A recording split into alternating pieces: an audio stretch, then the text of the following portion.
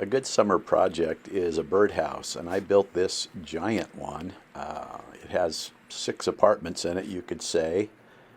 It's very tall, probably almost 4 feet tall. I put it on an old tree that had rotted, and I cut the top of the tree off and used the tall stump.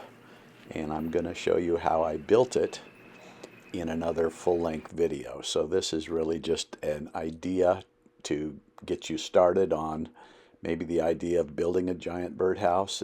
I'm going to do a full-length video in the coming weeks showing just exactly how I assembled this house using mostly fence boards, cedar 1x6.